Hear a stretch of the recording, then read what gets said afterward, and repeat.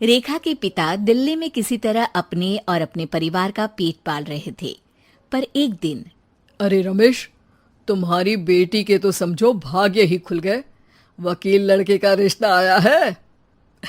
अरे वाह, कब करना चाहते हैं शादी? वो लोग तो जल्द से जल्द ही करेंगे। बाकी शाम को मैंने रेखा को देखने के लिए बुला लिया है। तेरा घर छोटा है तो तुम लोग मेरे घर ही आ जाना। राकेश और उसकी बीवी सारी तैयारी के साथ रोहित और रेखा की शादी कर देते हैं। लेकिन अगले ही दिन, देखो रेखा, शादी भले ही हो गई है, लेकिन तुम ये मत सोचना कि मैं किसी जोरू के गुलाम टाइप रहूंगा। रेखा को रोहित की बात अजीब लगती है। मैं ये तो सोच भी नहीं सकती और ना ही चाहती हूँ, लेकिन शादी के अगले ही दिन इस तरह की बात की उम्मीद भी नहीं थी।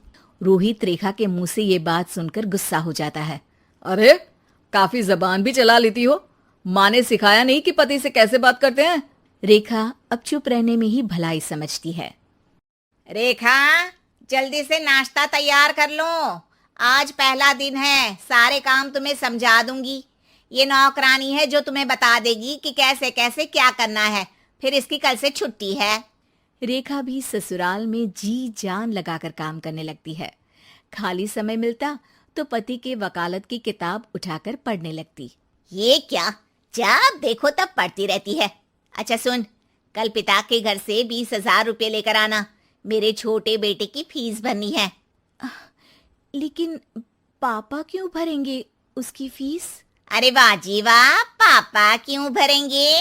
तो ये बता, हम क्यों रखेंगे तुझे यहाँ?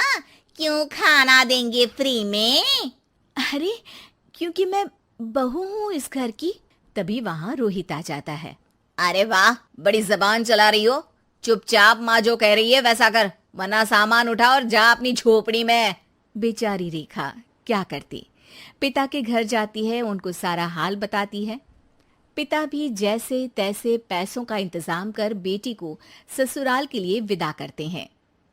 देखा, अब कहाँ से आए पैसे? अरे बहुत माल है तुम लोगों के पास, बस सीधी उंगली से निकालते नहीं। नहीं नहीं माँ, पापा ने अपनी मोटरसाइकिल बेचकर पैसों का इंतजाम किया है। पता नहीं अब वो ऑफिस कैसे जाएंगे। अरे वाह भाई, ये भी हम सोचे। खैर, जैसे तैसे दिन बीतते हैं। रेखा जहाँ एक प्यारे से बेटे की माँ बनती है, तो वहीं उसका वकालत की किताब में ज्ञान और गहराता जाता है। हे भगवान, बुरे फंसे।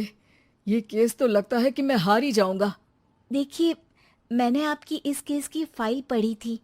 इस केस को जीतना बहुत ही आसान है। वाह भाई वाह, यहाँ वकालत की डिग्री लेकर भी मैं समझ नहीं पा रहा हूँ, और तुमने रोटी बनाते बनाते ही केस समझ लिया। अरे जाओ जाओ, जाकर मुन्ने को संभालो। केस मैं संभालूंगा। ए लड़की सुन, जाकर अपने बाप के यहाँ से 3 लाख लेकर आ। पूरा घर फिर से बनाना है। छोटे की शादी करूंगी तो छोटी बहू को कहाँ रखूंगी? पूरा घर तो तूने घेर रखा है। ऐसा मत बोलिए माँ जी, पापा इतना पैसा कहाँ से लाएंगे? अब तो वो रिटायर भी हो गए हैं। हाँ, तभी तो बोल रही हूँ, रिटायरमेंट के पैसे तो मिले होंगे ना। लेकिन वो अगर आपको दे देंगे तो बुढ़ापा कैसे काटेंगे? रोहित रेखा की बात सुनकर गुस्सा हो जाता है। ए सुन, चल अपना सामान उठा, अपना बच्चा उठा और निकल यहाँ से। रेखा के लाख आग्रह के बाद भी रोहित और उसकी सास उसे घर में नहीं रखते। पापा, मैं तलाक चाहती हूँ। बेटा, मेरे पास वकील के पैसे नहीं है। पापा, आप मुझे वकालत करवा दीजिए, अपना केस मैं खुद लड़ूंगी। इस बार रेखा के पिता भी उसे ससुराल ना भेजकर रिटायरमेंट के पैसों से वकालत करवाते हैं। और फिर एक दिन कोर्ट के बाहर, रोहित, आज तुम अपना ही केस हार गए, वो भी उस लड़की से जिसकी तुमने कभी कदर ही नहीं की। रेखा, मुझे माफ कर दो। मैं इतनी बड़ी अमाउंट कहाँ से लाऊंगा?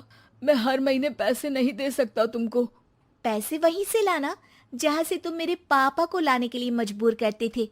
एक पिता अपनी बेटी की शादी उसकी खुशहाली के लिए करता है, ना कि सारी जिंदगी कर्जदार बनने के लिए। अरे, मेरे ही बेटे की किताब पढ़ पढ़ कर ज्ञान बांट रही हो। वकालत की किताब तो ससुराल में ही पड़ी थी ना। बिल्कुल, यहाँ मेरी गलती रही। जिस पैसे से मैंने इसकी शादी की थी, मुझे वो पैसे पहले इसकी पढ़ाई में लगाना चाहिए था। और आज रेखा एक जानी मानी वकील के रूप में काम कर रही है।